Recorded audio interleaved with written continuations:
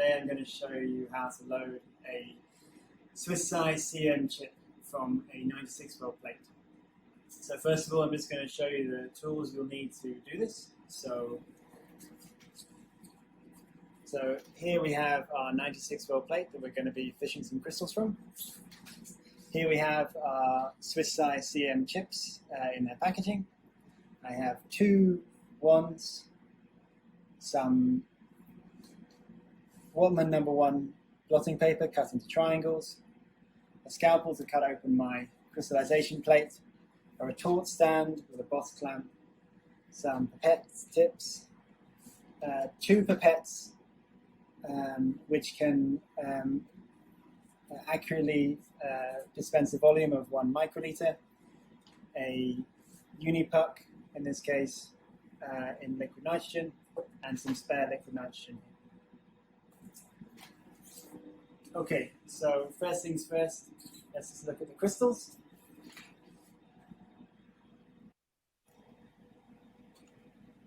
Here we have some 3CL protein from coronavirus. There's a lot of it going around at the moment. So the first thing I'm going to do is open the well with my scalpel. Okay, so I've now opened my well. I'm going to take one of my pipettes and take up about 1 microliter of the well condition. And this will be used as my buffer when I blot the chip. And then I'm going to use my second pipette. I'm just going to take up another 1 microliter of the well solution. And then I'm just going to add this to the crystallization drop of interest. Because we want to take up about 1.5 microliters when we actually load onto the chip. So I've just added a microliter to about 500 nanoliters that was the crystallization drop. I'm just going to resuspend these, hopefully not breaking too many of them as I do so.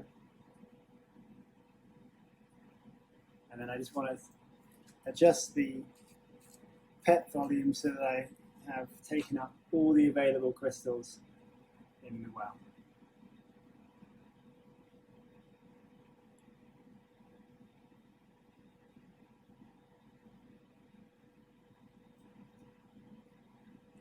Okay, that's done. Put that to one side. So I now want to set up my retort stand. So I'm going to take one of my wands, put this in my retort stand, and adjust it such that I have the chip at a nice height such that I can blot from the underside.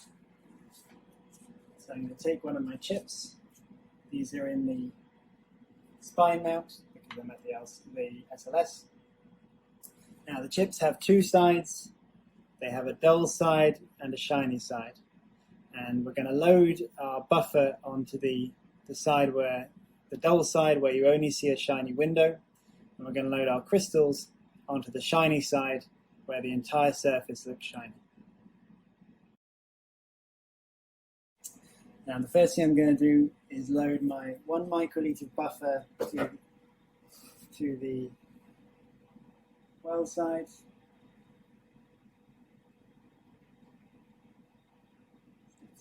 There. I'm going to turn the chip over, ready to load the crystals onto the flat side.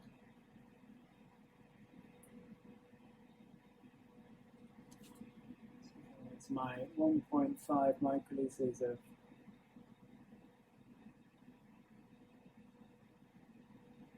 crystal flow from the well.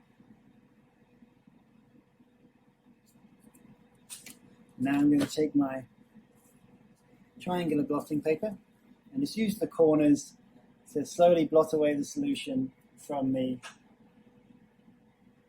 corners of the chip. So I'm just Try not to actually touch the chip surface, but if you do, it doesn't matter too much. But obviously you don't want to perforate the chip surface. So you can get quite close with the blotting paper. You can start to see the solution being removed. You also see the solution is starting to collect in the edges, and it's very important to remove this edge solution as much as you possibly can. So there we go. You can see removed a lot of the solution, but there's still some remaining. And you can also start to see the fragments of crystal as well.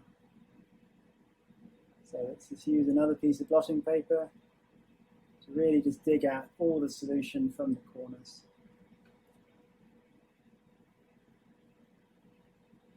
And I think that now looks pretty good. So now you've blotted away all the solution. With your crystal, put it on your second wand, and crack.